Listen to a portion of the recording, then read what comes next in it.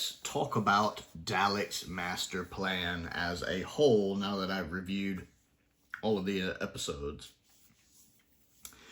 It's really hard with so much of it being missing. Don't get me wrong, I'm glad we have the 3 episodes we have. It's a miracle we have a fourth of the story. And I enjoyed episodes 2, 5, and 10. Especially 10 since we have the monk in it. I love the monk. But having to watch the recons, as good as the recons were, because I watched a lot of Josh Nair's and I watched a few of the loose cannon ones, they're good, but it's still no substitute for the existing episodes, of course.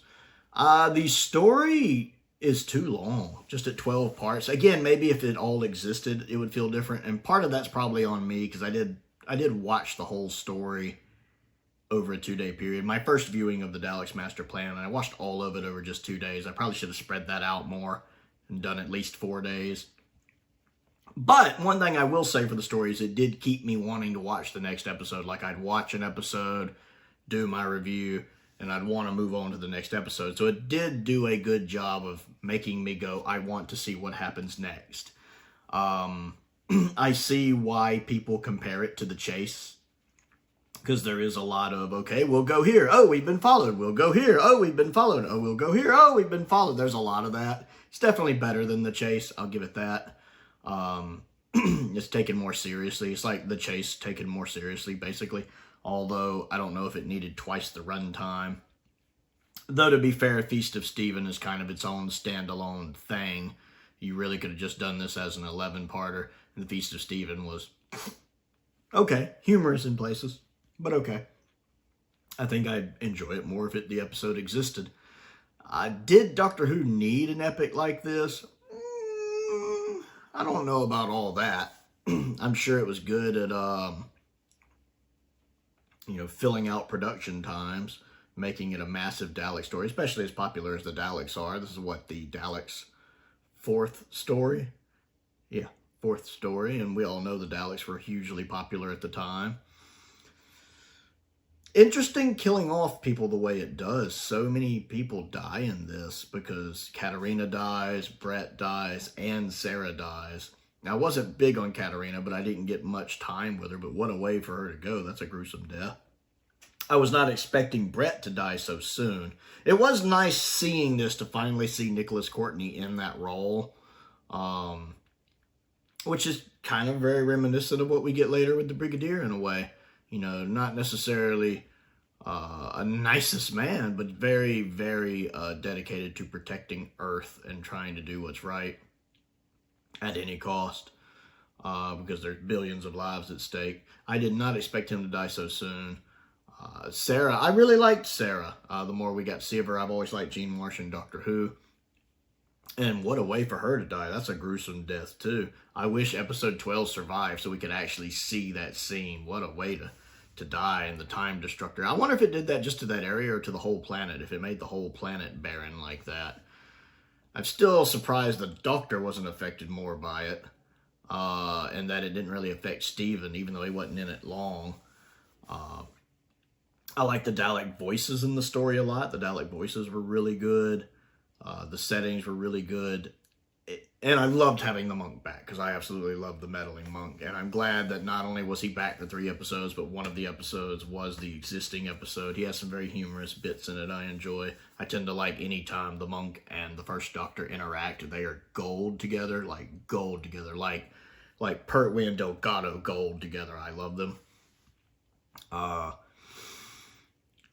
The novelization, which I'm in the process of reading, I'm a good chunk of the ways into part 1. I think I'm around the 5th or 6th episode, probably the 5th episode. I'm a good ways through it.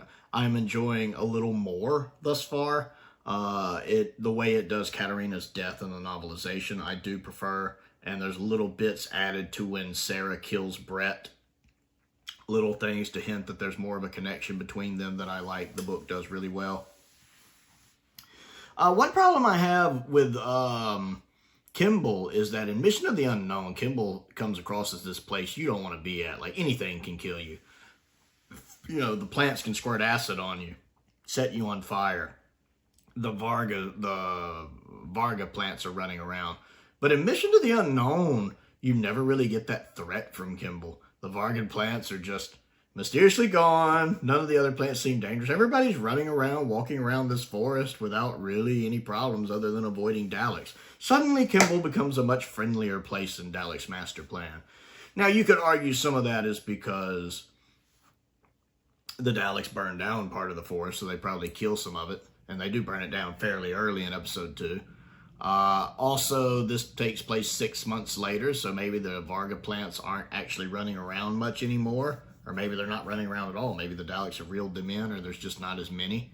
Or maybe just where Corey's ship crashed in Mission to the Unknown just happened to be where they were centered at. But it was bothersome to me that Kimball became a much more friendly place than it was in Mission to the Unknown. There's only about 6 months between the events. That was definitely something I made note of. Yeah, I don't really have a lot to say about it. For some reason, this is not a memorable story to me as much. Again, maybe it's because of the missing episodes. I would probably feel differently if more of it was intact. Especially if, like, the last episode was intact, would make a big difference for me. The Doctor disappearing in most of episode 11 is also really weird. I mean, I'm guessing Hartnell was on holiday, but it feels a little clunky that he's just not there suddenly. He just kind of disappears off.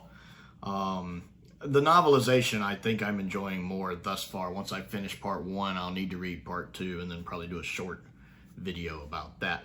So the Daleks master plan, what do you think of it? What do you think of the reconstructions of it? And what is your overall feelings about it? Comment down below and let me know. Don't forget to click the like button and the subscribe button. And a link to my Patreon is down in the description. I want to give a shout out to a couple of my top tier patrons, Colin Coney and Perkins. I appreciate their support, as I do the support of all of my patrons. I also have links to the Amazon wish list, and it links to the Amazon UK wish list down there as well. Most importantly, thank you for watching.